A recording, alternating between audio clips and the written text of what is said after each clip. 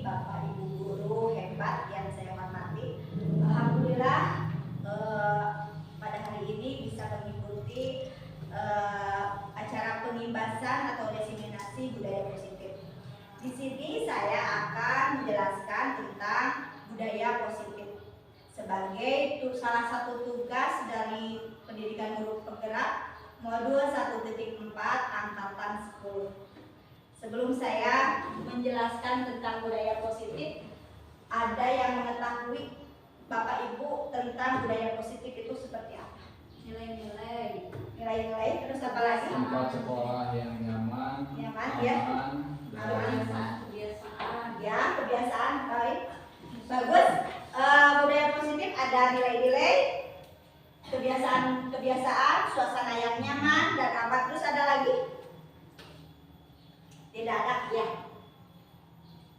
Budaya positif di sekolah adalah nilai-nilai atau keyakinan dan kebiasaan-kebiasaan yang berpihak pada murid agar dapat berkembang menjadi pribadi yang kritis, penuh hormat dan bertanggung jawab. Budaya positif di sekolah dapat membuat murid merasa nyaman, aman dan menyenangkan serta dapat menumbuh kembangkan sikap bergotong royong, saling peduli satu sama lain dan berkolaborasi yang baik antar warga sekolah. Ya, bagus tadi jawaban dari Ibu Sofi dan Pak Iqmal bahwa budaya positif adalah nilai-nilai, keyakinan-keyakinan yang membuat siswa itu merasa nyaman, aman dan menyenangkan, tetapi juga menumbuh kembangkan sikap gotong royong, rasa peduli satu sama lain dan bisa berkolaborasi antara satu sama lain. Konsep inti dari budaya positif adalah perubahan paradigma belajar. Sudah mengetahui perubahan paradigma belajar itu seperti apa? Contohnya, yang dahulu kita hanya belajar itu berpusat pada guru. Sekarang pembelajaran itu harus berpusat pada siswa, ya. Sesuai dengan konsep Ki Hajar Dewantara dengan yang memerdekakan belajar bahwa pembelajaran itu harus berpusat pada siswa. Sekarang tidak ada lagi guru yang ceramah, ya. Jadi siswa yang harus lebih aktif. Yang kedua adalah disiplin positif dan nilai-nilai kebajikan universal. Ada teori motivasi, hukuman dan penghargaan, restitusi. Yang ketiga ada keyakinan kelas. Yang keempat kebutuhan manusia dan dunia berkualitas. Yang kelima restitusi, 5 posisi kontrol. Yang keenam restitusi, segitiga restitusi. Kita akan sama-sama membahas satu persatu, ya. Yang pertama adalah perubahan paradigma belajar. Pembelajaran dengan paradigma baru merupakan pembelajaran yang dirancang berdasarkan prinsip pembelajaran berdiferensiasi sehingga para peserta didik belajar sesuai kebutuhannya berdasarkan tahap perkembangan sebagai teori psikologi modern untuk mewujudkan profil pelajar Pancasila. Ya, kalau sebelumnya Bapak Ibu melakukan pembelajaran itu berpusat pada guru, sekarang harus berpusat pada murid dengan menyesuaikan kebutuhan belajar murid. Contohnya adalah pembelajaran berdiferensiasi. Ada yang tahu pembelajaran berdiferensiasi itu seperti apa? Pembelajaran yang sesuai dengan kebutuhan murid. Ya, terima kasih jawabannya. Pembelajaran yang berdiferensiasi itu adalah pembelajaran yang sesuai dengan kebutuhan murid. murid, karena sesuai kodrat alam dan kodrat zamannya, bahwa kita harus mengetahui apa yang menjadi kebutuhan dari murid itu sendiri. Tidak bisa kita memaksakan murid A membutuhkan seperti pembelajarannya bisa diterap dengan audio visual dan audio visual. Jadi kita tidak bisa menyamaratakan, karena setiap siswa mempunyai kodrat masing-masing.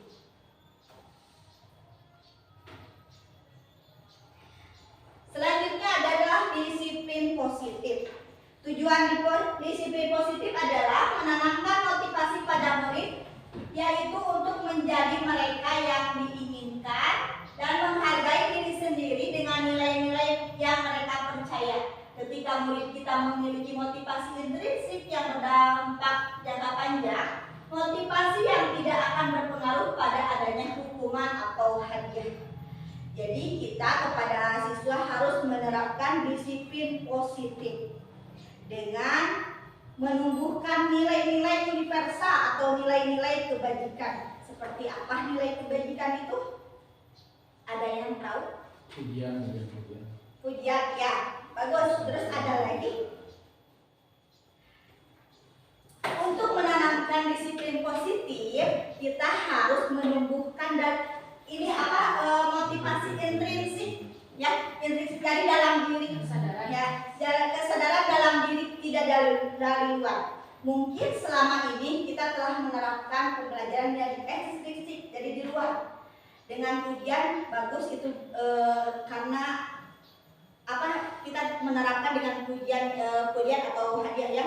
Tetapi kalau kita menerapkan pembelajaran dengan hadiah, siswa itu akan termotivasi ketika dikasih hadiah saja. Misalnya kita memberikan pertanyaan kepada siswa supaya mendapatkan hadiah, siswa itu akan berebut supaya mendapatkan hadiah. Pasti seperti itu. Tapi nilainya itu tidak dapat. Jadi siswa itu maunya hadiahnya aja, tapi pembelajarannya itu tidak dimiliki oleh siswanya. Ya, kalau kita menerapkannya dengan memberi hadiah, ya nilainya, ya. Jadi itu motivasi ekstrinsik yang di luar, bukan dari kesadaran dari diri kita, dari anak-anak ini. Ketika murid-murid memiliki motivasi intrinsik yang berdampak jangka panjang, motivasi yang tidak akan terpengaruh pada adanya hukuman hadiah. Jadi kalau murid sudah ada motivasi intrinsik dari dirinya sendiri, hukuman dan hadiah itu tidak akan dihiraukan, ya, oleh murid kita. Mereka akan tetap berperilaku baik dan berlandaskan nilai-nilai kebajikan, karena mereka ingin menjadi orang yang menjunjung tinggi nilai-nilai yang mereka hargai atau mencapai suatu tujuan mulia. Jadi secara garis besar, disiplin positif adalah suatu pendekatan untuk menerapkan disiplin dari dalam diri anak tanpa hukuman dan hadiah. Bisa dipahami Bapak Ibu hebat? Ya. Mudah-mudahan kita bisa menerapkannya di kehidupan sehari-hari, ya, di jiwa. Ya.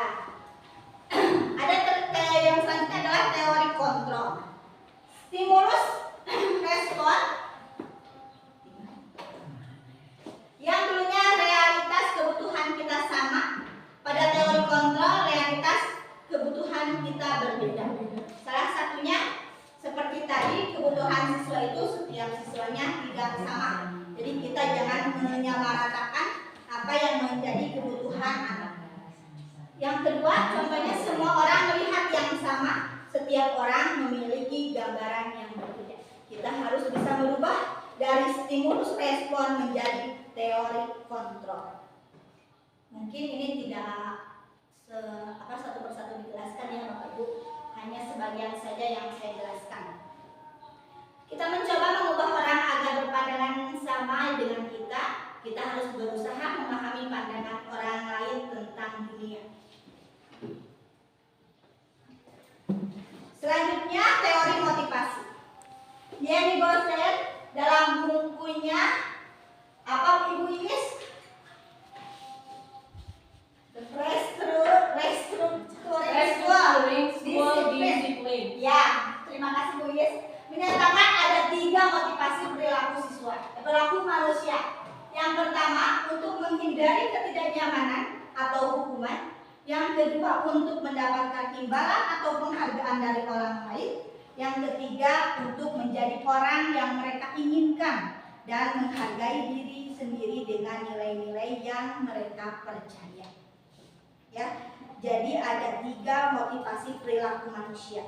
Ada manusia itu untuk menghindari ketidaknyamanan seperti contohnya peraturan di sekolah kita yang ada peraturan 7.15 harus ada di sekolah.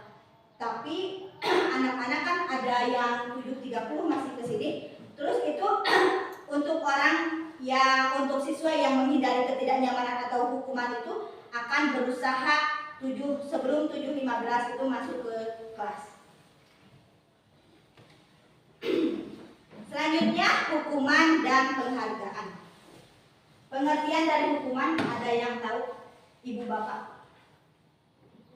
Hukuman adalah sesuatu timbal balik Ya. atas perbuatan kita, bisa tapi intinya itu merugikan, jadi kerugian orang, hukuman ke orang.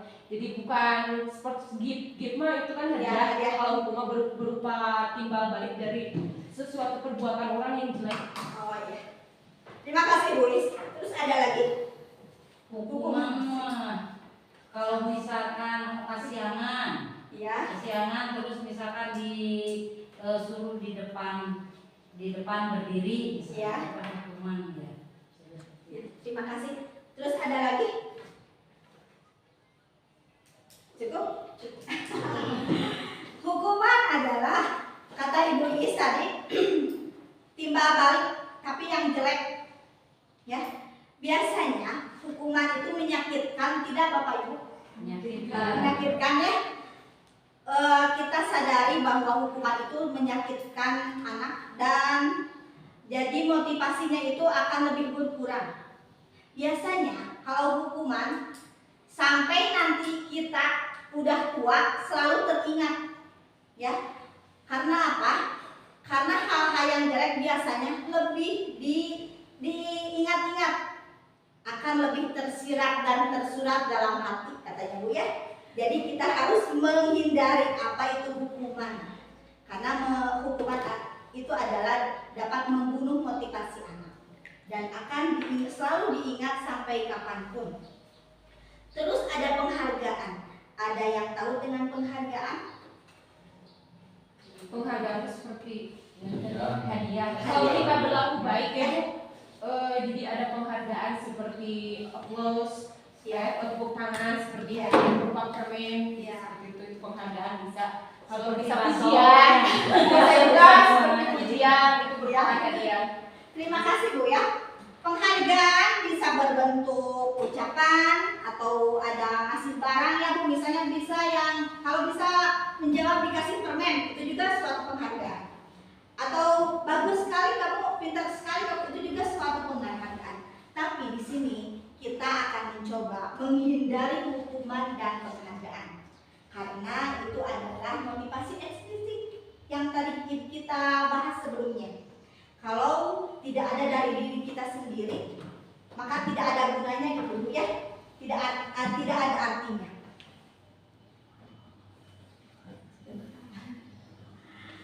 Alvin Kohn wawancara dengan ASCD pada Maret 1995 mengemukakan baik penghargaan maupun hukuman adalah cara-cara mengontrol perilaku seseorang yang menghancurkan potensi untuk pembelajaran. Tubuh kata orang ini juga, hukuman dan penghargaan itu menghancurkan potensi untuk pembelajaran yang sesungguhnya.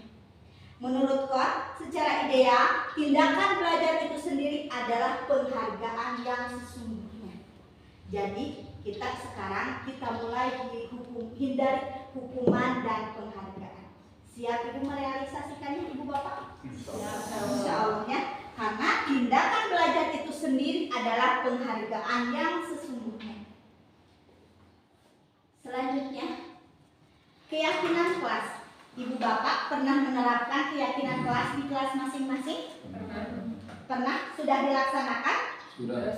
Alhamdulillah. Karena dengan keyakinan kelas, seseorang akan lebih tergerak dan bersemangat untuk menjalankan keyakinannya. Kenapa begitu Ibu Bapak? Kenapa lebih tergerak dan bersemangat kalau ada keyakinan kelas? Karena dia sendiri. Karena kayak dia melakukan. Iya, terima kasih. Karena murid-murid akan bersemangat dan tergerak karena yang membuat keyakinannya itu adalah mereka sendiri. Hasil kesepakatan di kelasnya bersama teman-temannya. Tidak ada sekarang seperti peraturan. Di sekolah kita ada peraturan di sekolah ya. Tidak seperti peraturan. Kalau peraturan kesannya kalau melanggar akan begini. Kadang anak-anak tidak mengindahkan peraturan itu karena mereka tidak tahu dan tidak disepakati ya oleh siswa itu sendiri. Kamu udah tertera, abi mah saha ada peraturan abi ya. Tapi kalau kita melakukan dengan keyakinan kelas atau keyakinan sekolah yang disepakati oleh semua siswa, insya Allah akan tergerak dan bersemangat menjalankannya. Murid-murid pun demikian, mereka perlu mendengarkan dan memahami arti sesungguhnya tentang peraturan-peraturan yang diberikan. Apa nilai-nilai kebajikan di balik peraturan tersebut? Apa tujuan utamanya? Bukan sekedar mengikuti rangkaian peraturan-peraturan yang mengatur mereka tanpa memahami tujuan mulianya. Ibu bapak ada yang tahu kalau kita membuat keyakinan kelas seharusnya yang idealnya seperti apa? Yang mudah diingat. Terima kasih Ibu, mudah diingat. Terus apa lagi? Bahasanya boleh dimengerti. Mudah dimengerti ya. Tidak ada kata dilarang. Ya, terus ada apa lagi? Ya, cukup? Ya. Untuk keyakinan kelas tadi pendapat dari Ibu mudah diingat, terus mudah dipahami dan tidak ada kata dilarang. Sebaiknya kita melakukan keyakinan kelas itu tidak menerapkan kata kalimatnya tidak boleh negatif. Seperti dilarang, mencontek. Itu negatif, positif Bapak Ibu? Negatif karena ada kata dilarang. Coba kita ubah kata-kata itu menjadi positif. Seperti apa? Bersikap jujur. Ya, terima kasih, bersikap jujur. Terus apa lagi? Contohnya, jadi kita harus bisa merubah kalimat itu dari yang negatif menjadi kalimat yang positif. Dihindari kata-kata dilarang. Keyakinan kelas sebaiknya tidak terlalu banyak juga tidak apa-apa. Karena kalau kebanyakan siswa itu akan lupa. Ya, akan lupa. Sedikit juga tidak apa-apa. Asal hasil dari kesepakatan murid-murid yang lainnya. Keyakinan kelas adalah nilai-nilai kebajikan yang diyakini oleh kelas untuk menumbuhkan motivasi intrinsik dan budaya positif di kelas.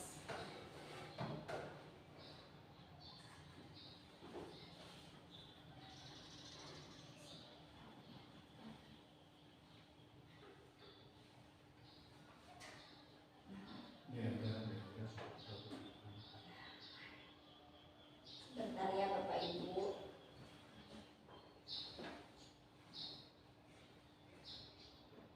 Keyakinan kelas tadi. Sekarang kebutuhan dasar manusia. Apakah kita mempunyai kebutuhan Bapak Ibu? Ya, Nah, contohnya seperti apa? kebutuhan ingin disayang, Terus apa lagi? makan, Makan, terus Menghargai. apa dihargai? Terus apa lagi? Kebutuhan didengar. Didengar. Terus apa lagi? Ada lagi? Ya, sebagai manusia kita mempunyai kebutuhan dasar. Apa itu kebutuhan dasar manusia? Seluruh tindakan manusia memiliki tujuan tertentu. Semua yang kita lakukan adalah usaha terbaik kita untuk mendapatkan apa yang kita inginkan. Ketika kita mendapatkan apa yang kita inginkan, sebelumnya saat itu kita sedang memenuhi satu atau lebih dari suatu kebutuhan dasar, yaitu kebutuhan untuk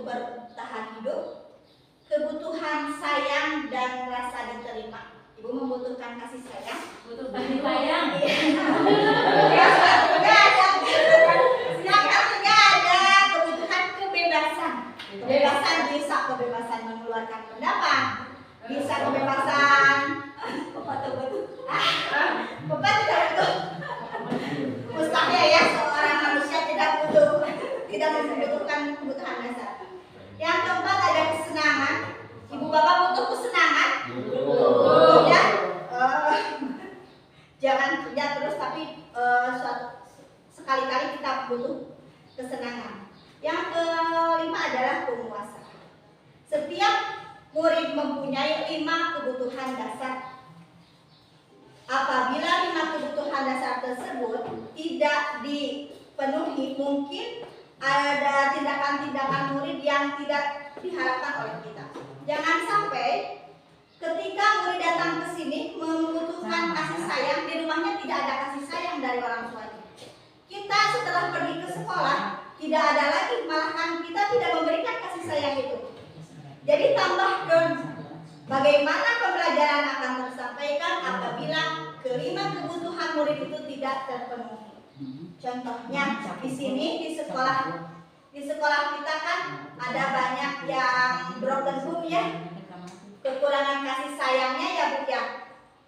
Di kelas 6 ada beberapa orang yang membutuhkan kasih sayang. Jadi murid tersebut kebutuhan kasih sayangnya tidak terpenuhi di rumah. Sebagai guru kita harus memberikan kebutuhan yang apa yang dibutuhkan oleh murid tersebut. Siap Ibu untuk memberikan kebutuhan murid itu? Siap ya Bu, karena kebutuhan itu ada 5 ya. Apabila itu tidak dipenuhi, mungkin ada hal-hal yang tidak diinginkan. Ketika seorang murid melakukan suatu perbuatan dan bertentangan dengan nilai-nilai kebajikan atau melanggar peraturan, hal itu sebenarnya dikarenakan mereka gagal memenuhi kebutuhan dasar mereka. Oh iya ya, ada yang suka marah-marah, di kelas itu suka yang marah-marah, suka apa berkelahi dengan temannya. Di sana kita sadar bahwa kebutuhan dari murid tersebut tidak terpenuhi. Sebagai guru kita harus memenuhi kebutuhan murid itu. Memahami dulu ya Bu, apa yang menjadi kebutuhan murid. Bapak Ibu sudah jenuh ya? Ya sebentar, biar materinya tidak jenuh ya. Kita tebak-tebakan kata ya Bapak Ibu, supaya materinya tidak ngantuk karena kebetulan ini jam siang. Saya akan menyebutkan satu kata, satu hewan, misalnya ayam. Saya akan lempar kepada teman saya, teman rekan guru, tapi dengan menjawab sama nama binatang, tapi hurufnya di akhir. Misalnya saya ayam, mau, gitu ya. Saya lempar nanti ya untuk melatih konsentrasi. Saya lempar kepada Luis, gitu ya. Siap? Siap Bapak Ibu? Siap. Konsentrasi lagi Semangat ya. Bapak Ibu. Walaupun siang kita masih tetap bersemangat. Saya akan mencoba satu nama hewan dari saya dilempar ya. Siap. Angsa, pegang. Sapi.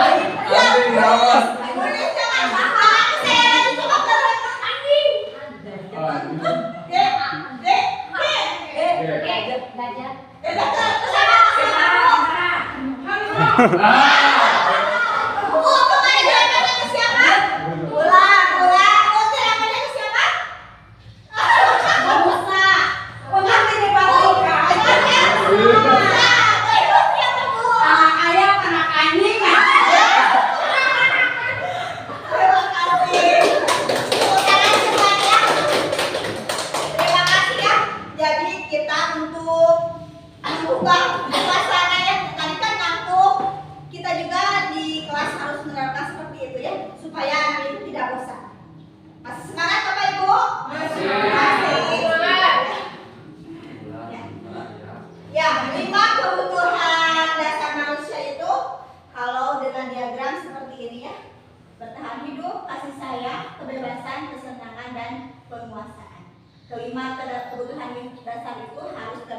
oleh seorang siswa supaya tidak melakukan hal-hal yang tidak diinginkan. Selanjutnya adalah posisi kontrol. 5 posisi kontrol Diane Gosen dalam bukunya apa Bu Is? School discipline. Ya, mengemukakan bahwa guru perlu meninjau kembali penerapan disiplin di dalam ruang kelas mereka selama ini. Harus ada disiplinnya, harus ada 5 ya Bapak Ibu. Apakah telah efektif? Apakah berpusat? Apakah memerdekakan dan memandirikan murid? Bagaimana dan mengapa? Melalui serangkaian riset dan berdasarkan teori kontrol, Dr. William Glasser Gosen berkesimpulan ada 5 posisi yang diterapkan seorang guru, orang tua ataupun atasan dalam melakukan kontrol. Kelima posisi kontrol tersebut ada 5. Yang pertama ada penghukum, yang kedua ada pembuat rasa bersalah, yang ketiga ada teman, keempat ada pemantau, dan 5 adalah manajer. Selama ini kita telah menerapkan posisi kontrol di mana Bapak Ibu ada, apakah ada di penghukum kepada anak. Kalau anak ada yang salah, posisi kontrol kita ada di mana? Ada di penghukum, pembuat rasa bersalah, ada teman, ada pemantau, dan manajer. Silahkan ada yang mau mengemukakan pendapatnya. Aku ya mau dimana? Ya, kemauannya mau di manajer. Terus kita telah menerapkannya seperti apa? Seringnya udah tidak sebagai penghukum sekarang. Oh, Pembuat rasa bersalah biasanya. pembuat rasa bersalah. Ya, ada lagi? Teman? Boleh. Ya, 5 posisi kontrol adalah penghukum, pembuat rasa bersalah, teman, pemantau, dan manajer. Kita jelaskan satu persatu ya. Mungkin selama ini yang kita lakukan ternyata salah untuk kebutuhan anak itu. Yang pertama adalah penghukum. Ya, penghukum periwet ya Bu. Periwet ya Bu. Ini sih banyak peluit karena kalau penghukum periwet gitu ya. Nah, polisi ya. tilang Kata-katanya selalu menyakitkan kalau penghukum ya. Guru percaya bahwa cara dia yang terbaik. Guru melakukan hukuman fisik maupun verbal seperti misalnya guru itu mengucapkan kata-kata kamu salah terus, itu penghukum bukan Bu? Nah, selalu pasti kamu yang terakhir. Ya. Terus, ya, kalau ada anak yang bisa menulis ya Bu, misalnya kamu pasti selalu yang terakhir. Nah, itu kita posisi kita adalah kontrolnya sebagai penghukum. Apakah boleh dilakukan? Tidak boleh. Patuhi aturannya ya, awas kalau kamu salah. Penghukum itu sangat menyakitkan. Biasanya kata-katanya keras. Kamu itu selalu salah ya, dengan nada tinggi. Otomatis kalau kita melakukannya di posisi penghukum, anak itu merasa tersakiti. Betul tidak Bu? Bagaimana caranya supaya anak itu tidak tersakiti? Yang kedua adalah posisi kontrol rasa bersalah, pembuat rasa bersalah. Maaf, tidak saya. Guru menggunakan intonasi yang lebih rendah dan lemah lembut untuk mungkin keheningan untuk membuat situasi yang tidak nyaman. Guru menggunakan kalimat agar murid merasa bersalah atau kasihan kepada guru. Contohnya, ibu sangat kecewa kepada kamu. Jadi kita kan membuat anak itu merasa bersalah. Ibu kecewa terhadap kamu. Itu membuat merasa bersalah bukan Ibu? Ya. Terus ada lagi, berapa kali ya Bapak harus memberitahu kamu? Jadi anak itu merasa bersalah bahwa yang dilakukannya itu selalu bersalah. Yang ketiga, bagaimana kalau orang tuamu tahu atas kesalahanmu? Otomatis anak itu akan tertekan. Ya, kalau kita mengucapkan ini ya, bagaimana kalau orang tuamu tahu atas kesalahanmu? Pasti anak itu akan merasa bersalah. Yang ketiga adalah teman. Guru menggunakan dan intonasi atau nada suara ramah untuk mengontrol murid. Guru menggunakan humor dan mempunyai hubungan baik dengan murid. Ketiga, menggunakan kalimat yang positif dan jenaka seperti, Ibu pernah melaksanakan posisi kontrol sebagai teman? Pernah ya? Ya, biasa orang tua murid itu diajak berbicara baik-baik dengan lelucon. Ayo kita perbaiki, ya gitu ya. Tapi kalau kita ada di posisi kontrol sebagai teman, jangan terlalu memberikan leluasa kepada murid itu, karena nanti akan menunjang. Ya, kalau kita memberikan kebebasan, jangan kalau bahasa Sunda wani gitu ya Bu. Jadi harus ada batasan-batasannya. Jadi tidak boleh berlebihan kalau kita posisi kontrol kita sebagai teman. Contohnya, ayo belajarlah. Kita kan kepada teman seperti itu. Ayo belajarlah demi Bapak. Jadi mengajak. Ya sudah, kali ini tidak apa-apa, Ibu maafkan dan bantu bereskan ya. Jadi bahasanya itu ada rumor dan jenaka. Selanjutnya adalah posisi kontrol pemantau. Guru selalu mengawasi murid dan bertindak sesuai pada peraturan sekolah dan konsekuensi. Menggunakan data, catatan, dan perhitungan yang digunakan sebagai bukti atas perilaku seseorang. Terus mengingatkan konsekuensi saat terjadi pelanggaran seperti peraturannya apa yang telah kamu lakukan, konsekuensinya apa ya. Kalau posisi kontrol atau pemantau biasanya ada di hitungan, ada catatan, ada datanya.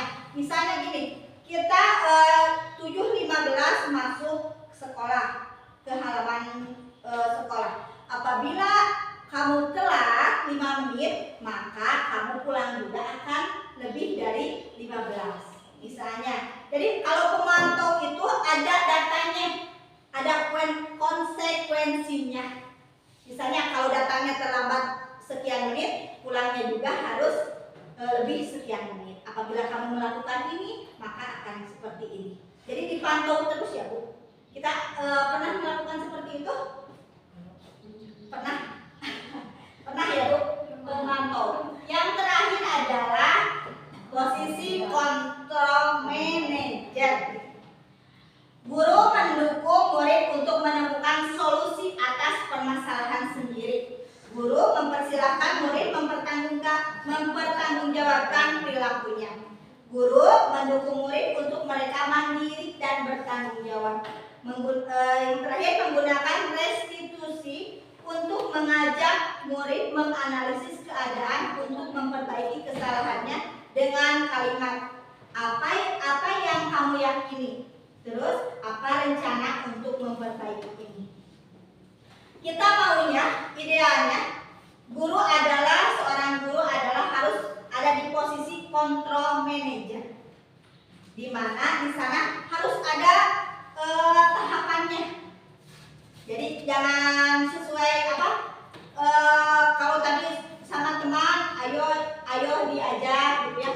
Kalau manajer, guru harus mendukung murid untuk merdeka, mandiri, bertanggung jawab apa yang dia lakukan. Contohnya, apa yang kamu yakini? Apa rencana kamu untuk memperbaiki ini? Harus ada solusinya. Ya, kalau di posisi manajer tidak semudah itu ya Bapak Ibu. Untuk di posisi manajer tidak semudah itu, tapi kita berusaha ada di posisi itu, supaya kita bisa merealisasikannya ya dalam kehidupan sehari-hari kita. Salah. Jadi ya, ini restitusi tadi ada tahapan segitiga restitusi. Tahapan segitiga restitusi. Yang pertama adalah, maaf sebentar ya Bapak Ibu.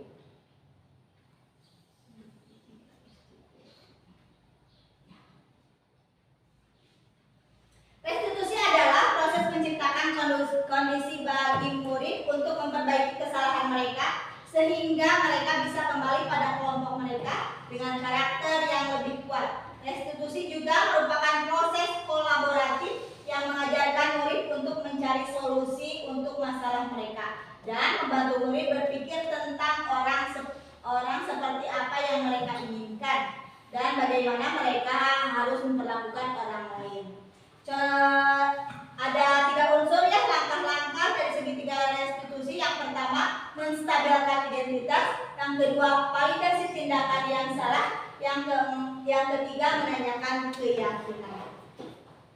Tadi Ibu Bapak posisi kontrolnya yang ada 5 ada di posisi apa Bapak Ibu? Yang pertama apa? Penghukum, pembuat rasa bersalah, teman, pemantau, dan manajer. Di sini saya punya videonya ya, coba dianalisis.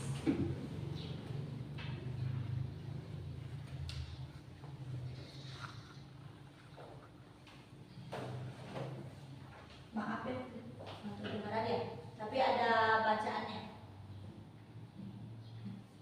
Suaranya kan ya? Itu ada dulu. Hah? Ya. Ya, sebut. Coba, tapi kan ini ada bacaannya ya. Iya. Kamu lagi selalu terlambat. Kamu deh pasti terlambat. Maaf Bu, apa? Alasan kamu apa lagi? Kapan sih kamu tidak terlambat?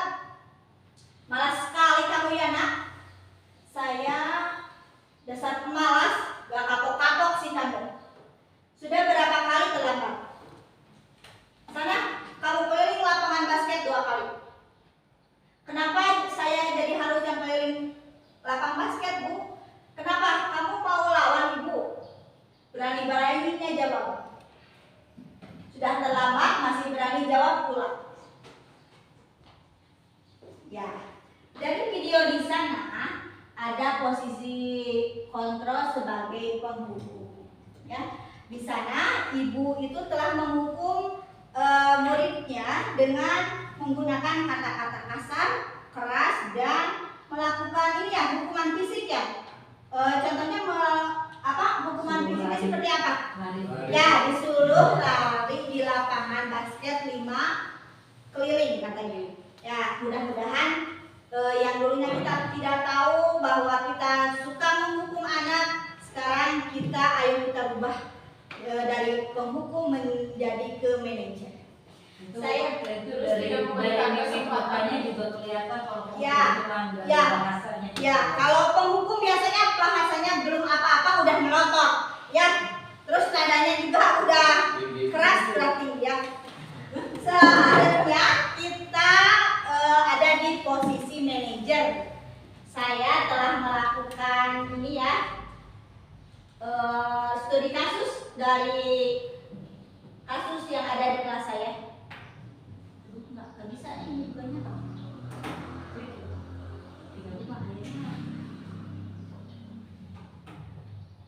Kalau dibukain mah.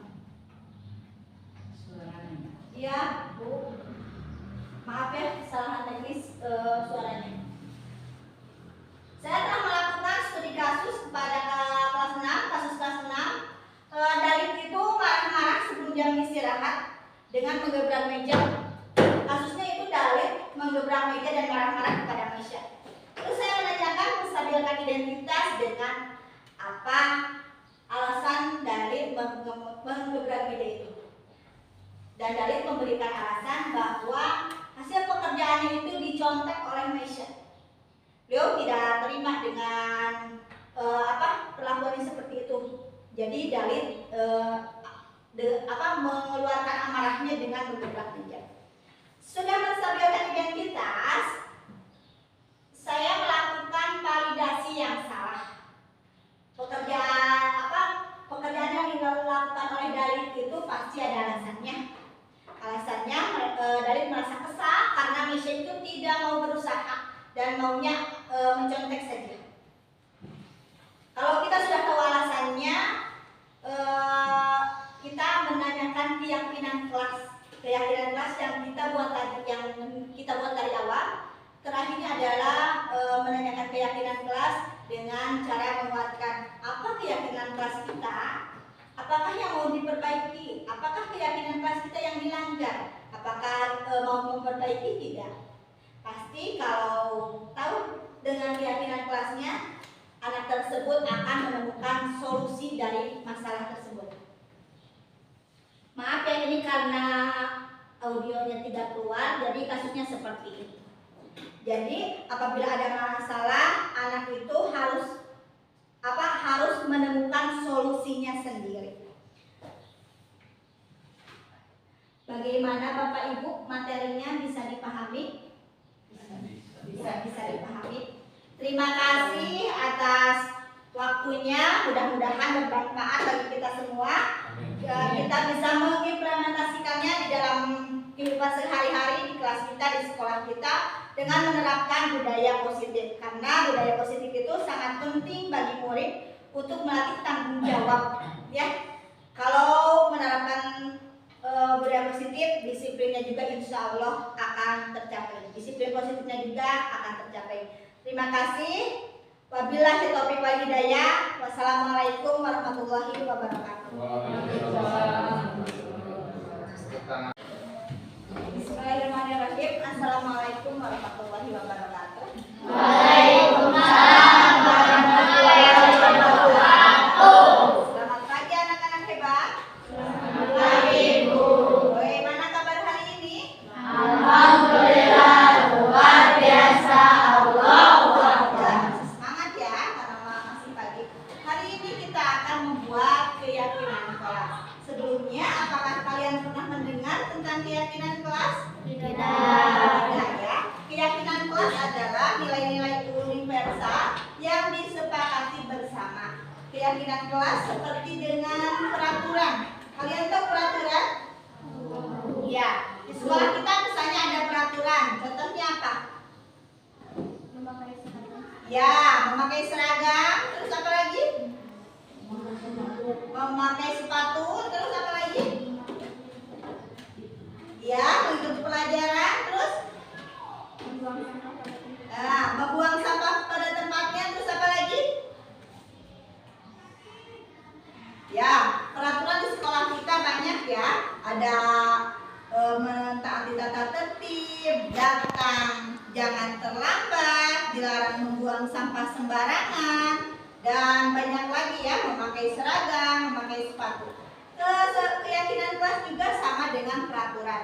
Tetapi kalau keyakinan kelas itu tidak abstrak. Kalau peraturan harus gini, ya. Misalnya di sekolah kita harus datang 7.15. Itu sebuah peraturan ya. Kalau peraturan biasanya, peraturan kalau dilanggar akan ada sanksinya atau hukumannya. Kalau keyakinan tidak. Keyakinan harus disepakati oleh kita di kelas. Misalnya antara kalian dengan ibu sebagai guru harus ada keyakinannya, harus ada kesepakatan. Kata-kata atau nilai-nilai yang terdapat dalam keyakinan kelas adalah harus bersifat positif, tidak boleh negatif. Misalnya kalau negatif gini, dilarang membuang sampah, dilarang gaduh, dilarang mencontek. Itu bukan kalimat-kalimat positif, ya, itu kalimat-kalimat negatif. Kita akan melakukan kesepakatan ya dengan membuat keyakinan kelas, tapi menggunakan kalimat-kalimat yang positif. Kalau misalnya dilarang mencontek, itu contohnya apa? Harus apa? Harus jujur. Kalau mencontek jujur tidak? Iya. Kalian kalau menuliskan keyakinan kelas, kata-katanya harus positif. Misalnya jujur, tanggung jawab, saling menghormati, saling menghargai. Sama teman tidak boleh saling membuli. Itu negatif bukan? Negatif. Misalnya kalau positifnya apa? Bisa saling menghargai, bisa saling menghormati dan peduli. Ya, kita harus peduli terhadap teman. Sekarang Ibu akan membagikan ini ya. Kalian tulis satu keyakinan kelas. Satu orang satu, hanya satu. Nanti kalau sudah Ibu tempel ya.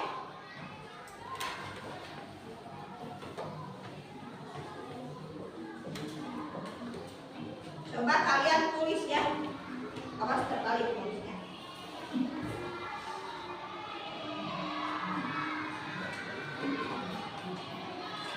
Coba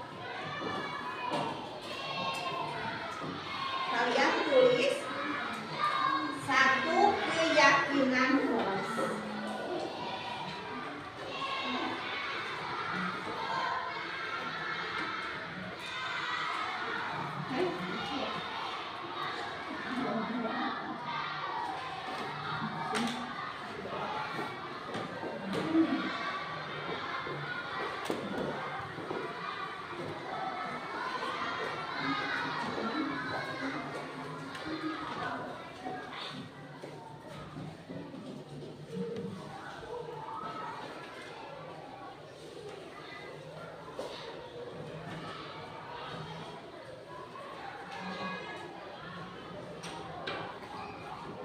Coba kalian tulis satu keyakinan kelas, satu saja.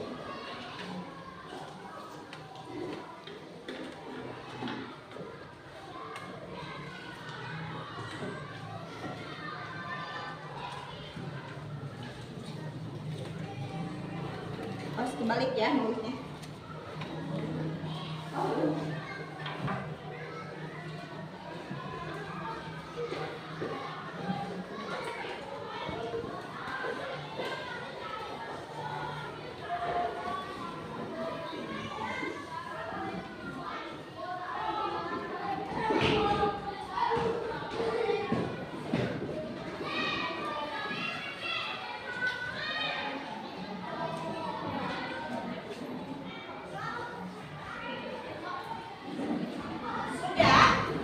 Sudah menulis keyakinannya? Ya. Ibu ingatkan lagi ya. Di dalam menulis kalimat keyakinan kelas tidak boleh menulis kalimat yang negatif ya. Jangan ada dilarang, jangan ya. Misalnya disiplin, peduli, saling menghormati, saling menghargai ya. Seperti itu. Sudah? Nah, kalau sudah silahkan tempel.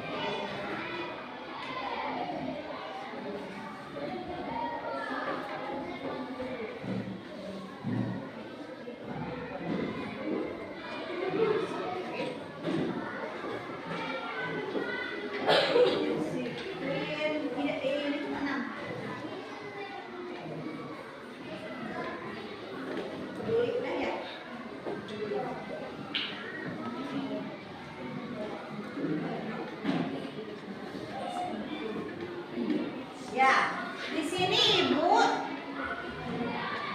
telah mendapatkan jawaban kalian ya. Ada 7 keyakinan kelas. Yang pertama adalah saling menghormati, kedua jujur, 3 percaya diri, tanggung jawab, saling menghargai, disiplin dan peduli. Siap melaksanakan keyakinan kelas kita? Siap. Kalau kita siap, kita semangat, kita yakin, kita akan di dalam hati kita akan ada rasa tanggung jawab untuk melakukan tersebut. Misalnya, kalau kita mau membuli, terus ingat dengan keyakinan kelas kita, oh kita tidak boleh membuli. Jadi sesuai dengan keyakinan kelas kita adalah kita harus saling menghargai. Jadi kalian tidak akan melakukan hal tersebut. Sepakat dengan keyakinan kelas kita? Ya. Sebagai bukti kesepakatan dari kelas kita, kelas 6, kalian harus menyetujuinya ya dengan keyakinan kelas 6. Sekarang kalian menandatangani di sini keyakinan kelas sebagai bukti kesepakatan kalian. Silahkan mulai dari sana, satu orang secara berurutan menandatangani di sini ya. Coba di kanan sini.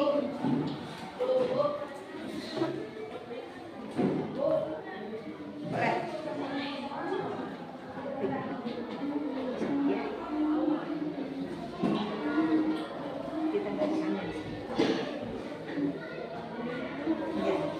Ya lanjut angka. Oh angka dulu. Sana dulu ya ke belakang.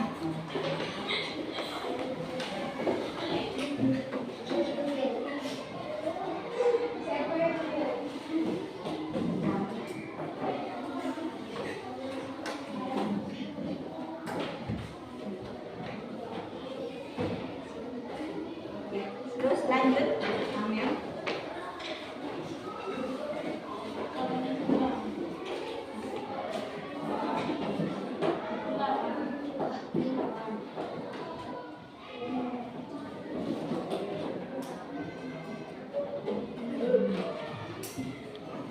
Ambil. Bimbing.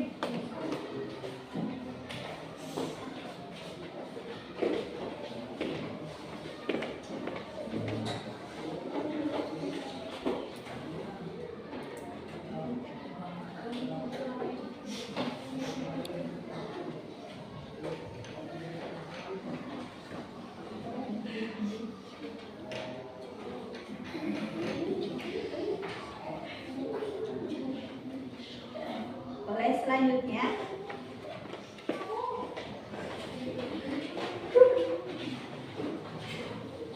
Supaya lebih efektif ya waktunya, yang sebelah sini di sini. Coba. Di sini. 2 baris di sini, 2 baris di sini ya.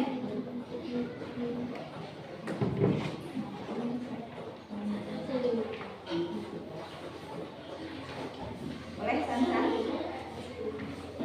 Akbar. Kakak baru. Mama. Boleh.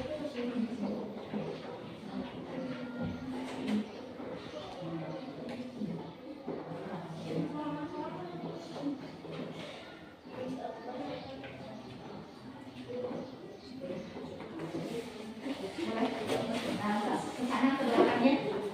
Apin.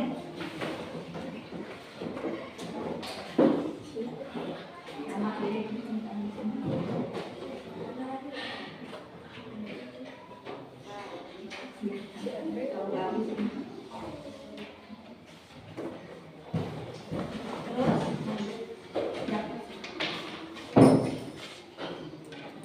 Boleh.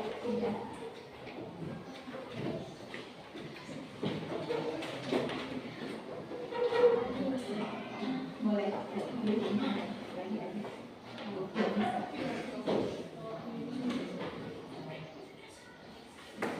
Lanjut.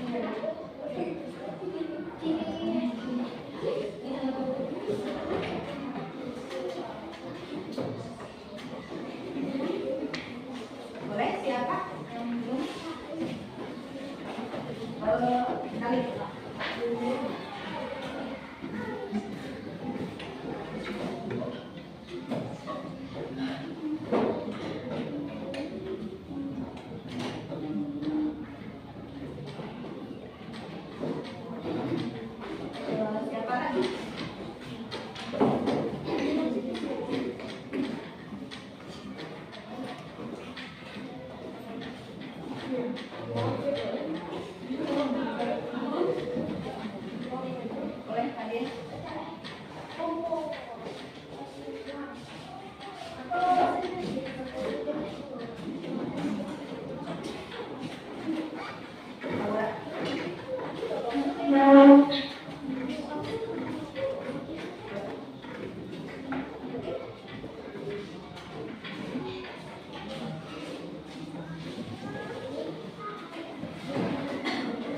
Ya, sudah. Alhamdulillah ya, kita telah membuat keyakinan kelas kita kelas 6 dengan ada 7 poin ya. Terus kalian juga telah menandatangani keyakinan kelas tersebut sebagai bukti kesepakatan bersama.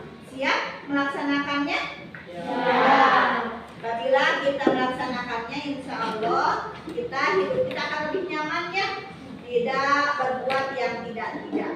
Asalkan keyakinan kelas itu dilaksanakan dengan penuh tanggung jawab. Terima kasih anak-anak hebat. Wabillahi taufiq wal hidayah. Wassalamualaikum warahmatullahi wabarakatuh. Waalaikumsalam warahmatullahi wabarakatuh.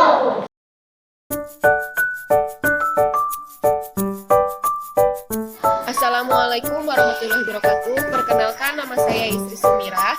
Saya adalah rekan dari Bu Silvi. Setelah saya mengikuti desiminasi yang dilakukan oleh Bu Silvi, saya menjadi tahu bahwa posisi manajer adalah posisi ideal untuk seorang pendidik.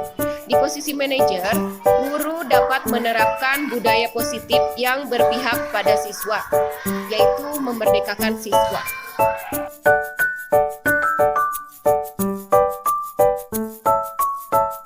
Perkenalkan, nama saya Dawi, kelas 6. Selamat.